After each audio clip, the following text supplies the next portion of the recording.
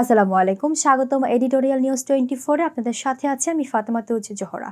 বহুল আলোচিত চট্টগ্রামে 10 ট্রাক অস্ত্র চোরাচালানের ঘটনায় দায়ের করা মামলায় সাবেক স্বরাষ্ট্র প্রতিমন্ত্রী লুৎফুজ্জামান বাবর সহ 7 আসামিকে খালাস দিয়েছেন হাইকোর্ট। এছাড়া উলফার সামরিক কমান্ডার পরেশ বড়ুয়াকে মৃত্যুদণ্ড থেকে যাবজ্জীবন দণ্ড দেওয়া হয়েছে। বুধবার 18 ডিসেম্বর বিচারপতি মোস্তফা জামান ইসলাম ও বিচারপতি নাসরিন আক্তারের সমন্বয়ে গঠিত হাইকোর্ট বেঞ্চ এ রায় দেন। এর আগে গত 6 নভেম্বর চট্টগ্রামে 10 ট্রাক অস্ত্র চোরাচালানের ঘটনায় করা মামলায় আসামিদের ডেট রেফারেন্স ও আপিলের ওপর শুনানি শুরু হয়। সেদিন সাবেক স্বরাষ্ট্র প্রতিমন্ত্রী লুৎফুজ্জামান বাবর সহ কয়েকজন আসামির পক্ষে শুনানি ছিলেন জ্যেষ্ঠ আইনজীবী এস.এম.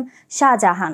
সাবেক স্বরাষ্ট্র প্রতিমন্ত্রী বাবরের পক্ষে শুনানি করেন আইনজীবী শিশির মনির। 2004 সালের 1 এপ্রিল CUFL ঘাট থেকে আটক করা হয় 10 ট্রাক ভর্তি অস্ত্রের চালান। এই নিয়ে কর্ণফুলী থানায় অস্ত্র আইন ও বিশেষ ক্ষমতা আইনে চোরাচালানের অভিযোগ এনে দুটি মামলা হয়। মামলায় 2014 সালের 30 জানুয়ারি চট্টগ্রাম মহানগর দায়রা জজ আদালত এবং বিশেষ ট্রাইব্যুনাল এক রায় দেন। এর মধ্যে অস্ত্র চোরাচালান মামলায় বিচারিক আদালতের রায়ে সাবেক শিল্পমন্ত্রী ও জামাতে ইসলামীর আমির মতিউর রহমান নিজামী, সাবেক স্বরাষ্ট্র প্রতিমন্ত্রী লুৎফুজ্জামান বাবর, ভারতের বিচ্ছিন্নতাবাদী সংগঠন উলফার সামরিক কমান্ডার পরেশ বড়ুয়া এবং দুটি গোয়েন্দা সংস্থা ঊর্ধ্বতন কর্মকর্তা সহ 14 জনকে ফাঁসির আদেশ দেয়া হয়। অস্ত্র আইনের করা অন্য মামলায় যাবজ্জীবন কারাদণ্ডাদেশ হয় একই আসামিদের। বিচারিক আদালতের রায়ের পর 2014 সালের 6 ফেব্রুয়ারি রায়সহ